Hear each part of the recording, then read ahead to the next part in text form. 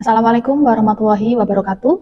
Perkenalkan, nama saya Anindya Maratus Soliha, SKM MKes. Saya merupakan dosen di Fakultas Ilmu Keolahragaan dan Kesehatan Universitas Negeri Surabaya. Saya menjadi dosen di UNESA sejak tahun 2019 dan bidang pengajaran saya yaitu kesehatan masyarakat dengan fokus gizi. Pada kesempatan kali ini, saya akan menyampaikan PDD UKT-PT di bidang pengajaran saya pada mata kuliah Ilmu Gizi Olahraga. Mata kuliah ini memiliki kode 6034213029 dengan bobot 3 SKS dan merupakan mata kuliah wajib prodi. Mata kuliah ini wajib ditempuh bagi mahasiswa semester 3. Setelah mengikuti mata kuliah ini, diharapkan mahasiswa mampu memahami konsep gizi dalam hubungannya dengan olahraga, dapat menjelaskan metabolisme zat-zat gizi dalam tubuh baik untuk awam maupun olahragawan, serta mampu bertindak jujur dan bertanggung jawab dalam menghitung kebutuhan dan kecukupan gizi yang dianjurkan untuk aktivitas fisik bagi olahragawan sebelum, saat, dan setelah pertandingan. Metode pembelajaran yang digunakan meliputi ceramah, diskusi, dan tanya jawab. Adapun sistem pembelajaran menggunakan sinkronus atau tatap muka dan juga asinkronus melalui penugasan dan juga belajar mandiri. Mata kuliah Ilmu Gizi Olahraga terdiri dari 16 pertemuan, yang mana pada pertemuan ke-8 merupakan ujian tengah semester dan pertemuan ke-16 merupakan ujian akhir semester. Adapun CPMK dalam mata kuliah ini yaitu mahasiswa mampu menunjukkan nilai-nilai agama, kebangsaan, dan budaya nasional, serta etika akademik dalam melaksanakan tugasnya, lalu mengembangkan pemikiran logis, kritis, sistematis, serta kreatif dalam melakukan pekerjaan yang spesifik di bidang keahliannya, serta sesuai dengan standar kompetensi kerja bidang yang bersangkutan. Lalu mampu mengembangkan diri dan mampu mengembangkan konsep teori keilmuan, khususnya di bidang ilmu gizi olahraga, yang didasari sikap cerdas, jujur, dan bertanggung jawab, serta mampu memahami, menganalisis, dan mengevaluasi, serta mengimplementasikan hubungan konsep gizi dan nutrisi dengan aktivitas fisik dan olahraga. Ada 11 sub CPMK dalam mata kuliah Ilmu Gizi Olahraga. Sub CPMK yang pertama yaitu memahami konsep ilmu gizi, zat gizi, fungsi, dan sumber zat gizi serta jumlah dan kecukupan zat gizi. Sub CPMK kedua memahami konsep sistem pencernaan, absorpsi, dan ekskresi zat gizi makro. Lalu yang ketiga, memahami konsep metabolisme zat gizi dan sistem energi dalam olahraga. Sub CPMK 4, memahami konsep energi, keseimbangan energi, dan dampak kekurangan energi. Sub CPMK 5, memahami cara pengukuran antropometri, status gizi, dan pengaturan berat badan.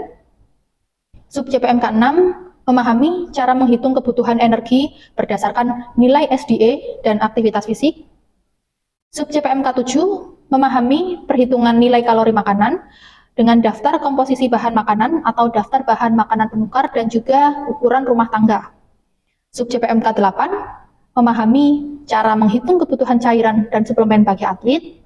Sub CPMK 9, memahami konsep pengaturan gizi untuk prestasi sesuai dengan periodisasi sebelum, saat, dan setelah pertandingan. Sub CPMK 10, menjelaskan gangguan perilaku makan dan masalah gizi yang terjadi pada atlet. Dan yang terakhir, sub CPMK 11, memahami sport nutrition melalui presentasi problematik. Asesmen pada mata kuliah Ilmu Gizi Olahraga terdiri dari 10% kehadiran, 15% penugasan, 25% UTS, dan 40% UAS. Begitulah kira-kira gambaran dari mata kuliah ini. Selanjutnya, mari kita bersama-sama menyimak video pembelajaran yang telah saya lakukan di mata kuliah Ilmu Gizi Olahraga. Selamat menyaksikan. Waalaikumsalam warahmatullahi wabarakatuh. Gimana kabarnya hari ini? Sehat. Oke. Ada yang nggak hadir? Semuanya. Oke. Nanti PJ minta tolong absennya dikasihkan ke saya ya. Tolong dicatat siapa yang hadir. Kalau seperti biasanya, terus daftarnya tolong dikasihkan ke saya PJ aja.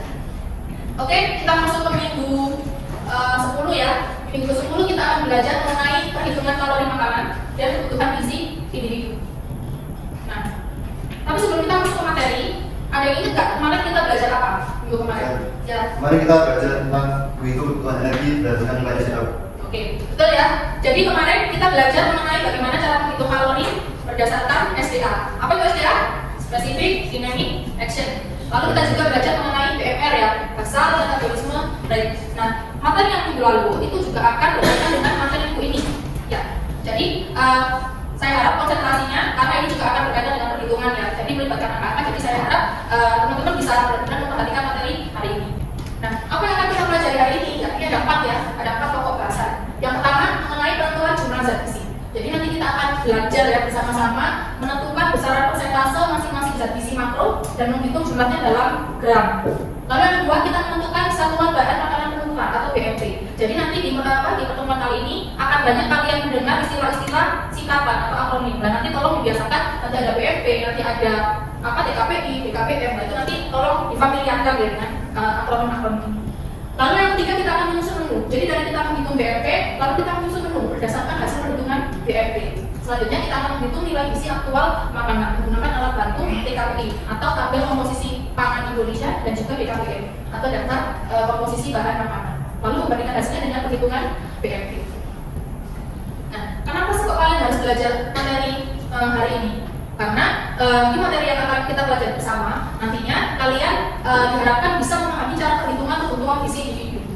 Lalu kalian juga bisa memahami kaidah kebutuhan zat gizi berdasarkan total kebutuhan energi. Yang ketiga kalian juga bisa memahami penggunaan tabel bahan makanan penuturan, buku cara membacanya dan juga menggunakannya. Dan yang keempat kalian bisa paham bagaimana cara penerapan penyusunan menu dari perhitungan BMP. Dan yang terakhir bisa menghitung nilai gizi makanan dengan mengacu pada tabel TKPI dan TKPM. Nah, pokok belajar kita pertama menentukan jumlah zat gizi. Apa yang harus kita lakukan pertama kali? Yang pertama kalian harus menentukan besaran persentase dari masing-masing zat gizi makro dan jumlahnya dalam gram. Sebelumnya ya, kenapa kok yang dihitung adalah zat gizi makro? Karena zat gizi makro merupakan penyumbang energi atau kalori terbesar. Ya, karena kan kita menghitung kalori, otomatis yang kita hitung adalah zat gizi makro, bukan mikro ya. Karena zat gizi makro itu yang paling banyak menyumbang kalori. Ada berapa zat gizi makro jenisnya? 3. Apa saja? Karbohidrat, protein, lemak. Betul, karbohidrat, protein, lemak. Jadi kalian masih ingat ya materi di minggu pertama. Yang pertama adalah karbohidrat. Bagaimana cara menentukan besarnya karbohidrat dalam gram? Yang pertama kalian harus paham bahwa persentase misalkan kebutuhan energi kita 100% yang harus dipenuhi dalam satu harinya. Nah, karbohidrat ini menyumbang 60 sampai 75%. Ini ya 60 sampai 75% energi disumbang dari karbohidrat. Nah, setelah kita tahu ya segini range-nya, kita tentukan kira-kira berapa. Misalkan kita ambil 65%. Nah, lalu kita kalikan dengan total kebutuhan energi dalam kilokalori. Minggu kemarin sudah kita bahas ya bagaimana cara menghitung total kebutuhan energi ya. Misalkan ini 2000 kilokalori. Berarti tinggal kita kalikan 65% dikalikan 2000. Hasilnya berapa? Misalkan A, tapi dalam kilokalori. Yang kita mau adalah mencari dalam gram. Berarti kita masukkan aja proporsinya karbohidrat dalam gram sama dengan A kilokalori yang ini kita bagi ke 4. Kenapa kok 4? Karena 1 gram protein 1 gram karbohidrat setara dengan 4 kilokalori. Kalau protein berapa? Ada yang tahu? 4. Ya 4. Kalau lemak berapa? 9. Oke. Jadi itu tolong kalian hafalkan ya. Kalau karbohidrat dia 4 kilokalori, kalau protein 4 dan kalau lemak 9. Itu dasar yang harus kalian hafal di luar kepala ya, tapi jangan jauh-jauh. Jadi ini ya karbohidrat misalkan kita sudah ketemu X gram. Nah, berarti ini akan kalian gunakan untuk perhitungan nanti waktu menyusun menu. Nah, tapi harus kalian ingat ya bahwa persentase ini 60 sampai 75% ini bisa jadi berbeda-beda berdasarkan kelompok umur dan sumber referensi. Karena ada beberapa buku yang dia berbeda acuannya. Ya, misalkan kalian buka bukunya Gibson, dia berbeda dengan bukunya misalkan Sunita, Almansir. Dan juga berbeda berdasarkan kelompok umur dan kondisi fisik. Ya, misalkan ada beberapa penyakit yang dia mengharuskan orang itu nggak boleh mengonsumsi banyak karbohidrat. Jadi mungkin persentasenya bisa lebih rendah dari ini, bisa 50% atau mungkin 40%. Ya, misalkan orang yang overweight kan dia nggak dianjurkan untuk memakan banyak karbohidrat kan. Nah, itu biasanya lebih tinggi persentasenya. Otomatis nanti hasil dalam gramnya juga lebih tinggi, apa lebih rendah ya? Ya, oke. Next, bisa dipahami ya ini ya? Next untuk yang protein, nah ini range-nya 10 sampai 15%. Beda dengan karbohidrat ya. Kalau karbohidrat tadi paling banyak, kalau protein cuma 10 sampai 15% aja. Caranya sama. Kalian masukkan ya. Misalkan kita pakai 10%, berarti 10% dikalikan total kebutuhan energinya. Ini sama ya kan? Kalau misalkan tadi kita pakai 2000 ya ini 2000. Terus hasilnya misalkan B dalam kilokalori. Nah, terus untuk dalam gram, ya kita tinggal bagi aja B kilokalori dibagi 4. Tadi berarti ya 1 gram protein setara dengan 4 kilokalori. Nah ini yang hasilnya Y gram, misalkan ya. Selanjutnya untuk yang lemak. Nah lemak ini dia range-nya lebih tinggi daripada protein, tapi lebih rendah dari karbohidrat. Range-nya 20 sampai 25%. Ya, berarti sama aja ya, masukannya 25% dikalikan dengan energi. Lalu untuk mencari gram berarti yang hasilnya ini dibagi 9. Nah kalian lihat ya, ini lemak kan kita pakai 25, terus protein kita pakai 10. Berapa? 25 tambah 10? 25. Terus ini karbo 65. Berarti kalau jumlah 100 ya. Jadi harus ada 100% dari 3 zat gizi makro ini. Ya, misalkan ini kalian mau pakai 70. Nah, berarti mungkin untuk proteinnya atau untuk lemaknya dia lebih tinggi. Asalkan kalau dikurang nanti jumlahnya 100%. Gitu ya. Bisa dipahami? Oke. Nomor 2 ya, pokok bahasan yang selanjutnya, kita menentukan satuan bahan makanan penukar atau BMP. Apa itu BMP itu? Nah, jadi BMP itu merupakan daftar bahan makanan penukar ya. Karena daftar maka dia bentuknya adalah tabel-tabel. Banyak ya, daftar kan banyak cuma satu. Jadi daftar nama bahan makanan yang dia memuat berat dalam URT. URT itu ukuran rumah tangga yang seperti yang kita pelajari minggu lalu. Dan juga dia juga ada kandungan energi dan zat gizi makro dalam setiap bahan makanan itu. Beberapa bahan makanan, BM ini bahan makanan ya, dikelompokkan dalam satu golongan berdasarkan pemilipan kandungan energi dan zat gizinya. Jadi misalkan bahan makanan yang mengandung karbohidrat itu dikelompokkan dalam satu golongan, mengandung protein dikelompokkan dalam satu golongan yang sama. Nah, masing-masing bahan makanan dalam satu golongan memiliki berat yang berbeda-beda, bisa jadi berat yang berbeda. Tapi kalau misalkan dikonversi ke dalam kandungan zat gizinya itu nilainya dianggap sama. Jadi dianggap sama ya, bukan sama blok. Nah, mungkin kalian masih bingung ya, maksudnya gimana kok bisa dianggap sama? Nah, sebelumnya ya, itu ada 8 golongan BMP. Kan minggu kemarin sudah saya tugaskan untuk mencari di internet ya, untuk download tabel ini di BMP.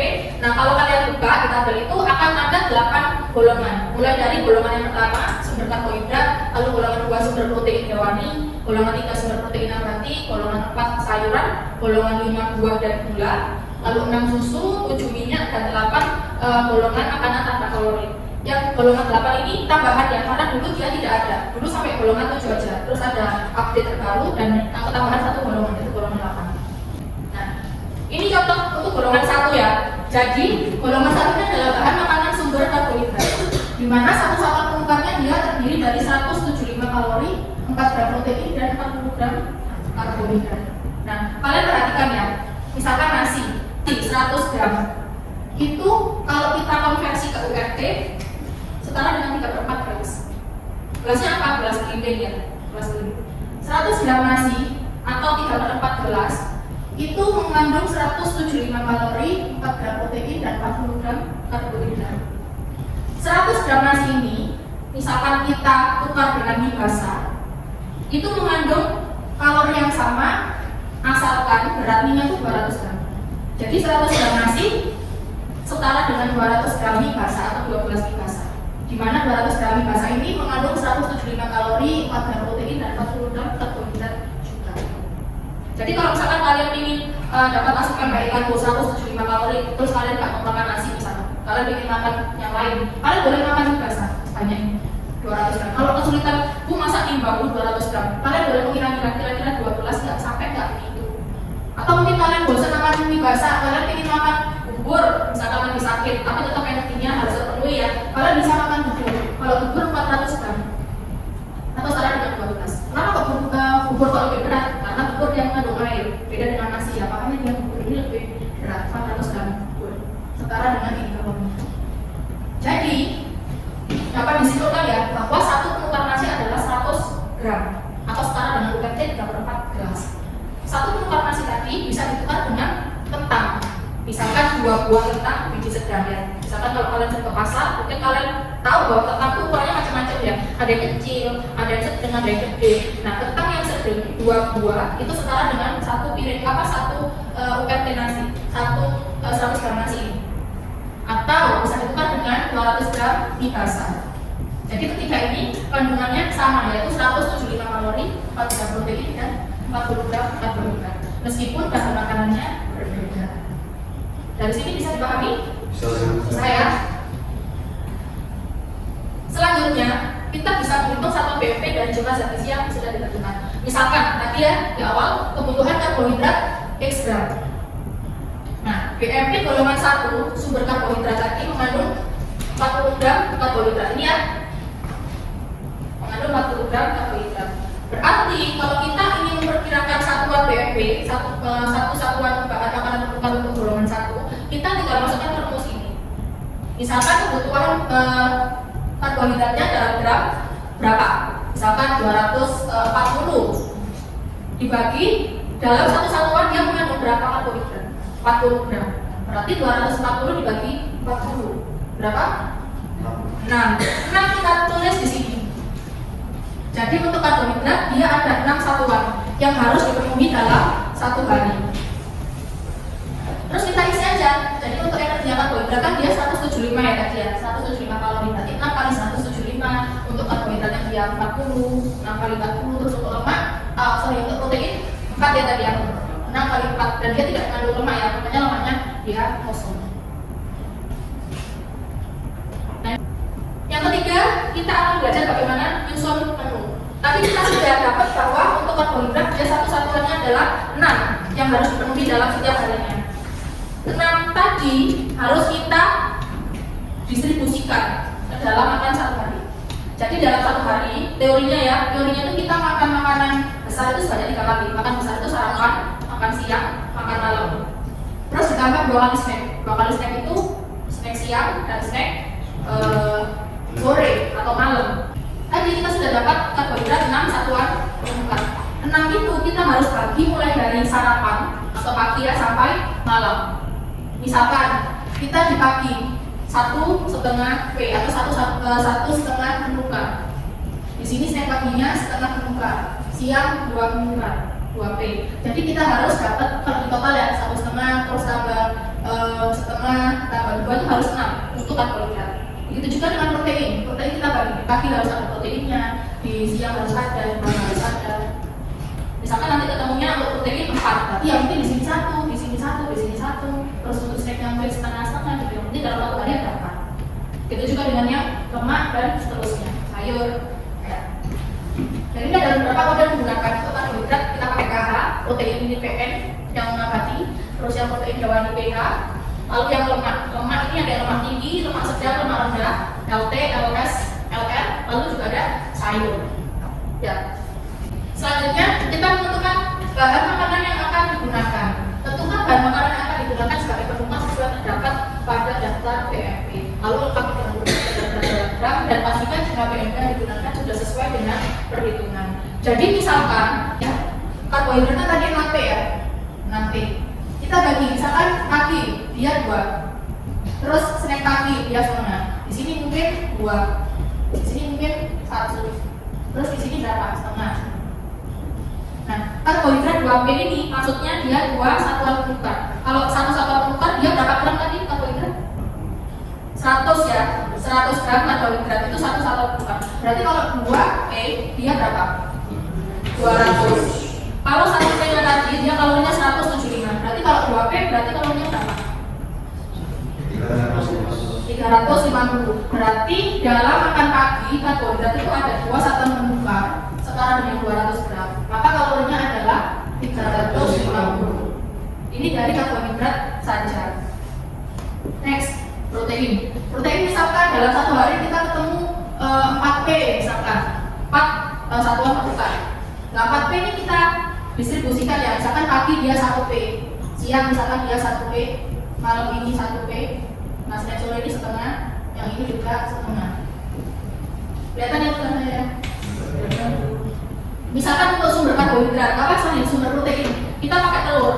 Nah telur itu 1P-nya, satu satuan pembukaan itu 1 butir dengan berat sekitar 55 gram. Berarti kita bisa tulis protein hewani 1 satuan pembukaan ini telur, beratnya 1 butir atau setara dengan 55 gram.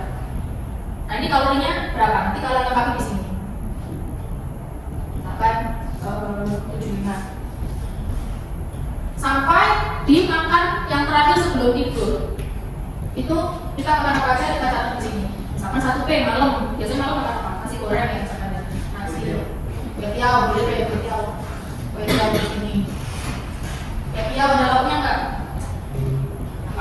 Ayam. Nah, ini kan kita sudah tentukan malam ini 1P, yang karbohidrat ini 1P. Berarti dia ini karbohidratnya harus 1P. Nah, ini airnya juga harus 1P. Kalian buka lagi nanti di DBMP. Karbohidrat yang kita tahu 1P itu setara dengan berapa gelas? Atau setara dengan berapa gram? Begitu juga dengan yang ayam. Satu potong ayam ukuran sedang atau besar atau kecil kan ada beda-beda ya. Ini di sini berapa? Di sini berapa? Kalau sudah nanti kalian jumlahkan ini kan ada nanti kalorinya berapa? Ini juga ada. Kalian jumlahkan dari awal sampai akhir. Misalkan nanti ketemunya ya, ketemunya di sini 1.500 kilokalori. Nanti ini akan kita bandingkan. Setiap harinya kan kita butuh energi berapa minggu lalu. Misalkan untuk yang cewek 2.250 kalori. Ini yang kita butuhkan idealnya untuk mencukupi energi kita setiap harinya untuk melakukan aktivitas fisik dan lain-lainnya. Tapi ternyata dari hasil perhitungan kita, asupan energi kalian setiap harinya itu cuma 1.500. Nah, berarti ini kurang atau lebih? Kurang ya. Berarti ini defisit kalori. Kurangnya berapa? Tinggal hitung aja, kurangnya 750. Kalau misal pagi siang malam itu nggak makan nasi sama sekali, tapi untuk kebutuhan protein sama lemaknya itu terpenuhi sesuai dengan kalorinya, maka boleh nggak makan karbo, tapi yang penting proteinnya dia harus terpenuhi ya. Nanti kan sumber energi, sumber kalori itu tidak hanya dari karbohidrat ya, ada protein dan ada lemak. Berarti nanti kalau kalian nggak makan karbo sama sekali, nanti hasilnya yang karbo ini 0. Akibatnya apa? Kalian harus membantu 0 ini mungkin bisa kalian tambah di proteinnya atau di lemaknya, sehingga kebutuhan energi atau kalori kalian tetap bisa terpenuhi sesuai dengan yang seharusnya. Karena kan acuan kita kebutuhan ini harus terpenuhi. Dan terpenuhi dari apa? Supaya makannya seimbang ya, harus ada karbo, harus ada lemak, harus ada protein idealnya. Karena kan sekarang yang betul itu makan itu bukan kuantitasnya ya, tapi kualitas. Jadi acuannya, apalagi yang anak kos yang mahasiswa yang kalau makan yang penting kenyang, nggak peduli makan nasi sama mie, nasi lauk mie, nah itu kan kenyang. Dari segi kualitas dia terpenuhi, tapi dari segi kualitas belum tentu. Karena mie karbo, terus nasi karbo. Nah, ada protein. Makanya yang penting ini harus dipenuhi, tapi juga beragam. Nah, beragam itu sebaiknya ada karbonya, ada proteinnya, ada lemaknya. Bu, boleh makan nggak ada karbo? Boleh. Boleh makan nggak ada lemak? Boleh. Tapi lebih baik harus beragam. Ya, bisa dipahami? Saya sudah terjawab. Ada lagi yang mau ditanyakan? Tidak ada? Oke, kalau sudah jelas. Nah, ini kita mulai menyusun menu. Tadi kita kan hanya menyusun per ininya aja, nasi, telur, ubi, dan lain-lain sampai ke bawah. Sekarang kita menyusun menu. Dari bahan makanan yang tadi kita sudah tentukan ya, untuk pagi 2P, 2P nasi, 2P karbo, 1P protein. Kita jabarkan. Nah, ini yang bagian paling kasihnya ya, kita menyusun menu. Misalkan pagi 2P nasi, 2P nasi, 2 porsi nasi. Kan tadi cuma nasi, kan kita nggak tahu nasinya diolah seperti apa. Misalkan kalian makan nasi sama telur, nasi 1,5 gelas atau 2P. Karena kan tadi satunya 3/4. Kalau 2P berarti dia 1,5, beratnya 200 gram. Kalian jelaskan lagi nasinya itu nasi apa. Kalau nasi putih ya nasi. Terus telur, tadi kan telur 1P, cuma 1 satuan. Nah, kalian telur itu diapakan? Digoreng tuh. Oke, berarti telur goreng. Telur goreng berarti dia komposisinya apa? Di sini harus kalian uraikan ya BM-nya, bahan makanannya. Berarti kalau telur goreng ada telur dan minyak. Yang di sini itu kalian uraikan bahan makanan yang mengandung kalori. Minyak kan mengandung kalori, gula mengandung kalori. Ya seperti yang tadi di golongan BAP ada dalam golongan minyak gula. Terus ini misalkan minyak, dalam kalian menggoreng 1 telur kira-kira minyak yang terserap itu berapa banyak sih? Nah ini yang logis ya, karena kita nggak mungkin menimbang minyak. Kita meres tisu, kalau di tisu ya terus kan diperes itu minyak berapa, kan kita nggak mungkin seperti itu. Jadi kita kira-kira aja, misalkan 1 butir telur berapa minyak, 1 sendok teh misalkan. Berarti nanti kita buka lagi di BMP 1 sendok teh berapa sih gramnya minyak? Misalkan 5 gram, 5 gram minyak ini setara dengan berapa kalori? Nah itu ada di sini. Kalian buka tabelnya nanti. Terus yang setiap pagi misalkan makan ubi rebus atau singkong rebus, telur rebus, 1P, 1P misalkan, atau setengah P ya tidak. Nah, ubi setengah P ini berapa biji? Misalkan setengah biji. Beratnya berapa? Kalau 1 beratnya dia misalkan 135, gram. Nah kalau setengah berarti tinggal bagi 2, nah 7,5. Ini untuk snack pagi. Siang misalkan akan kantin kalian makan ayam geprek, berarti kalian tulis di sini nasi ayam geprek. Kalian perhatikan bahan makanan nasi ayam geprek ini apa sih?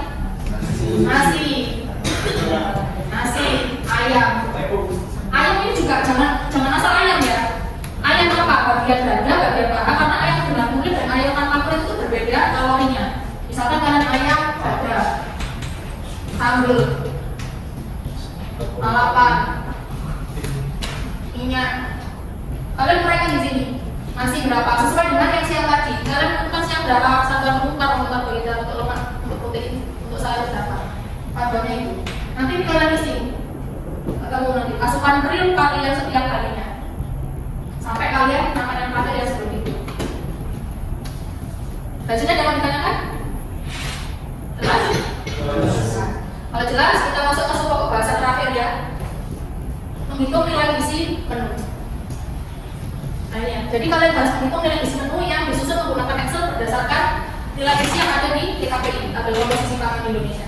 Lalu lakukan perbandingan hasil perhitungan dengan BMP dengan nilai real bahan makanan, seperti yang saya sampaikan tadi ya. Jadi menggunakan BMP ini berapa, terus real perhitungannya ini berapa. Nah ini berapa? Nanti pasti akan ada selisih, entah koma, entah berapa itu pasti ada selisih. Karena kan tidak pas yang satu taksiran, yang satu memang sudah kita menghitung ya.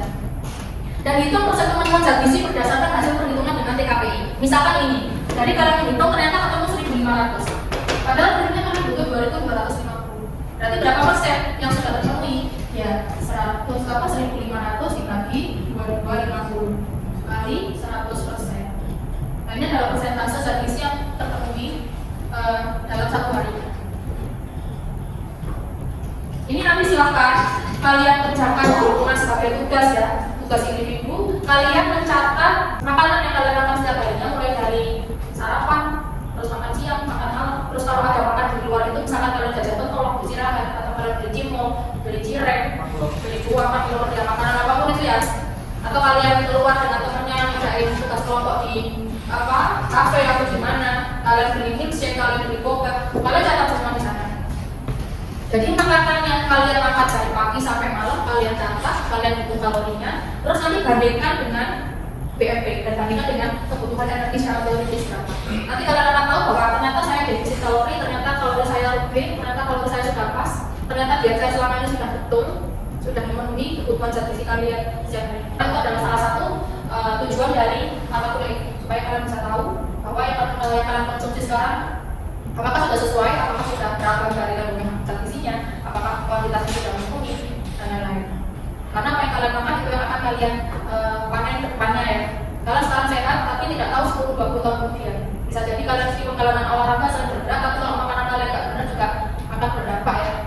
Karena mungkin sekarang bukan, tapi nggak tahu 20-30 tahun lagi. Karena penyakit sekarang sudah mengerikan, sudah macam-macam ya. Masih muda sudah kena rematik, sudah kena asam urat, kolesterolnya sudah tinggi, nah itu. Dari mana? Ya, dari yang dimakan juga. Makanannya geprek, makanannya nasi padang, ada santan, jeroan, minumnya, terus alpukat. Yang makanan itu semua mengandung lemak tinggi, mengandung kalori tinggi ya. Mungkin sekarang enak ya, tapi nggak tahu. Kemudian, saya harap kalian bisa lagi dalam dunia makanan, tolong semata juga makan sayur dan buah ya. Kalau misalkan kalian ada uang untuk beli makan, beli cilor, beli gorengan, mending uang itu diberikan buah potong atau beli sayur, makanan yang sayur ya. Jadi jangan makan mie dan nasi ya sekarang ya. Sesekali belilah gado-gado atau beli kerja yang ada sayur. Bisa dipahami tugasnya ya?